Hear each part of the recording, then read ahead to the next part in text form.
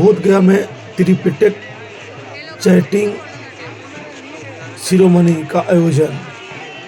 आपको बता दूं कि यह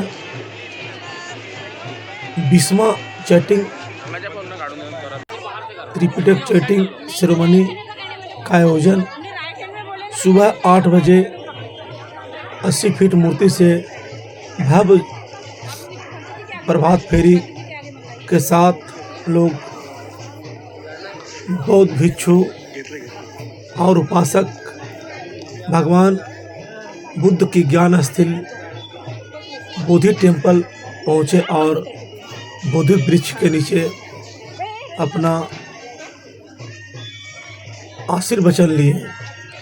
आपको बता दूं कि देश विदेश के कई उपासक एवं बौद्ध भिक्षु इस त्रिपिटक चैटिंग शिरोमणि में सम्मिलित और वह इसमें शामिल होकर 10 दिनों तक 2 तारीख से 12 तारीख तक वो त्रिपिटक जो महाग्रंथ है बौद्ध धर्म का उसको वह अनुमोदन करेंगे और यहाँ वह आसन करेंगे। आपको बता दूं कि इस कार्यक्रम का उद्घाटन करने पहुँचे केंद्रीय मंत्री गजेंद्र सिंह शेखावत का बीटीएम के सचिव एवं सदस्य पुजारी ने उनका भव्य स्वागत खागा देकर किया और वह उन्हें बोधि वृक्ष के नीचे उद्घाटन के लिए विधिवत ले गए। आपको बता दूं कि बोधि वृक्ष एवं मेन टेम्पल के साथ साथ पूरे बोधगया को पंचशील झंडों से पाट दिया गया है। जहां भगवान बुद्ध को ज्ञान मिला उस जगह को बहुत ही शांति एवं सुंदरमय ढंग से सजाया गया है, जहां पे गजेंद्र सिंह शेखावत जो हमारे भारत सरकार के केंद्रीय मंत्री है, उन्होंने भगवान बुद्ध के विचारों को और प्रधानमंत्री नरेंद्र मोदी के संदेशों को बौद्ध भिक्षुओं के सामने पढ़कर सुनाया। उन्होंने ही इस कार्यक्रम का विधिवत उद्घाटन किया। उसके बाद प्रधानमंत्री के संदेश को लोगों को सुनाया और उन्होंने कहा कि हम बौद्ध धर्म को इस भारत में और फैलाना चाहते हैं। हमारे उपासक इसके लिए निश्चिंत रहे। बौद्ध धर्म एक शांति का संदेश देता है और भारत इस धर्म में अभी बहुत ही पीछे है। अलग अलग देश के लोग इसको अपना लिए हैं, लेकिन हमारे भारत के लोग अभी इस धर्म से काफ़ी दूर हैं। देखिए, ये मेन टेम्पल है जिसको विधिवत रूप से सजाया गया है। शेखावत जी एवं जो अतिथि हैं इस बोधि वृक्ष का देखकर बहुत ही शांतिमय महसूस कर रहे हैं। कार्यक्रम में कई देश विदेश के लोग भाग लिए हैं, जिनमें एक आंकड़ा है कि 25,000 से अधिक लोग इस कार्यक्रम में पहुंचे हैं। आइए देखते हैं एक रिपोर्ट। मैं धर्मेंद्र कुमार गया। Together under this very Bodhi tree, a small circle of just 250 participants. Our entire gathering could fit into one humble space beneath these branches. But today, that small circle has grown so vast that it now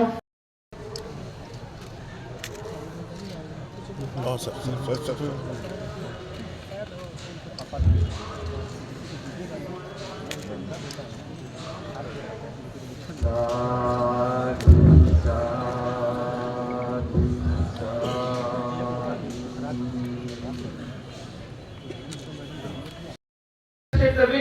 over ignorance, lighting a path of wisdom that still guides us.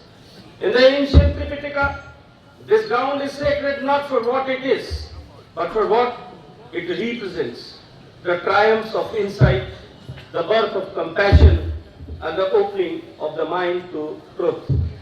And now, beneath this very tree, the Jaya Bodhi, the Victory Bodhi, we gather to remember awakening is not for one individual alone, but for the benefit of all beings.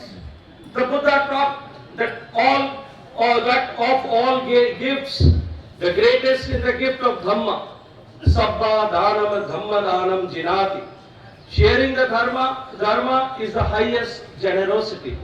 And so today, as we recite this Satyamev Jayate, Pradhan Mantri, Prime Minister message, it fills me with happiness to learn about the 20th International Tripitaka Chanting Ceremony at Bodh Gaya. The pride and joy of the occasion is doubled as India has been chosen to serve as the primary host country for the 20th and 21st editions of the ceremony. From ancient times to the present, the influence of Bhagavan Buddha endures through his teachings and the institutions that uphold his legacy. His life exemplified service, compassion, and renunciation. The teachings of Bhagavan Buddha can connect individual with other individuals and nations with other nations. India extends a warm welcome to people from across the world who are arriving to enhance the spiritual significance of this occasion. I count it as a blessing from Bhagavan Buddha himself that during a visit to Thailand earlier this year, I had the honor of receiving a phonetic version of the Tripitaka in Pali.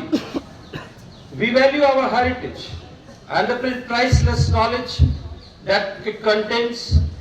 It is for this reason that the Pali language, which is the language of the Tripitaka, as well as the words of Bhagavan Buddha, has been declared a classical language by our government. Our endeavor is to impart fresh momentum through the study and research of Pali. It is a matter of great pride that the International Tripitaka Chanting Ceremony has continued to flourish for 2 decades now. The participation of thousands of practitioners, scholars, and devotees on the occasion will help strengthen the ancient tradition of unified chanting of the Tripitaka. It will also bring peace and positivity to our lives. May Bhagavan Buddha shower his blessings upon this edition of the chanting ceremony. Namo Buddhaya.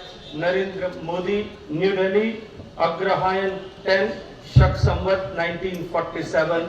That is December 1st, 2025. Thank you. निश्चित रूप से आज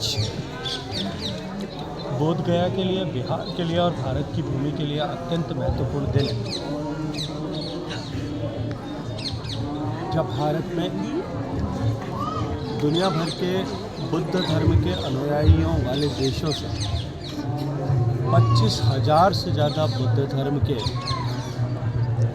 पालना करने वाले ऐसे साधु साधुयाँ, भिक्षु भिक्षुनियाँ, अनेक डिवोटीज एंड सीकर्स सब यहाँ पर एकत्रित आए और 10 दिन तक सामूहिक रूप से यहाँ त्रिपिटिका का अनुस्मरण करेंगे, चैंटिंग करेंगे। भगवान बुद्ध के एनलाइटमेंट की ये धरती, इस महाबोधि टेम्पल की छाया में बोधि वृक्ष के नीचे बैठ कर के की गई ये प्रार्थनाएं निश्चित रूप में वर्तमान में विश्व में जिस तरह का परिदृश्य है, जैसा जियोपॉलिटिकल टर्बुलेंस अभी चल रहा है, उस सब के बीच में एक शांति स्थापित करने, एक यूनिसन स्थापित करने, एक एकात्मता का भाव स्थापित करने, एक कंपैशन का भाव स्थापित करने की दिशा में एक अत्यंत महत्वपूर्ण कदम होगा। मैं LGDFI को और आयोजकों को इसके लिए बहुत सारे धन्यवाद ज्ञापित करते हुए बधाई देता हूं। सर, धर्म का क्या महत्व है त्रिपिटक पूजा? बहुत बहुत धम्म कामना मेरे धम्म प्रेमियों। बौद्ध धर्म में हम लोग का जो त्रिपिटक है वो मूल हमारा ग्रंथ है, बहुत पवित्र ग्रंथ है। सब कुछ अगर कुछ है तो बुद्ध की वाणी जो हमारा सुत्त है, सुत्त पिटक है, उसमें है। तो हम लोग उसी का, जैसे गीता में रामायण और ये भागवत है कि भागवत है, गीता है, उन लोग का ग्रंथ है। उसी तरह से हमारा पवित्र ग्रंथ जो बौद्ध धर्म के हम लोग अनुयायी हैं, मानने वाले हैं, हम लोग के लिए त्रिपिटक है। उसे हम लोग बहुत सम्मान करते हैं और वो हर साल त्रिपिटका का संगायन होता है, यानी उसका हम लोग अनुमोदन करते हैं, पढ़ते हैं उसको साल में एक बार, हर साल ये होता है। कहाँ से लोग आते हैं बोध गया में? ये विदेशों से लोग आते हैं। इसमें 27 कंट्री के लोग भाग ले रहे हैं। जैसे ज़्यादातर भाग ले रहे हैं आपका थाईलैंड हो गया, कंबोडिया हो गया, जापान हो गया, चाइना हो गया, इंडोनेशिया हो गया, अमेरिका हो गया, ऐसे मतलब 27 देश प्लस ले रहे हैं। इस बार कितने लोग आ रहे हैं? इस बार यहाँ पर रजिस्ट्रेशन हिसाब बता रहा है आपको 25,000 लोग इकट्ठे हो गए। रहने होने की व्यवस्था? जी, सारी व्यवस्था की गई। ये इंटरनेशनल करता है कि ये भारत सरकार? ये इंटरनेशनल की तरफ से सभी लोग अपना डोनेशन देते हैं ना, इसके लिए सभी लोग मिलजुल करके करते हैं। भारत सरकार इसके लिए कहाँ कुछ करते हैं।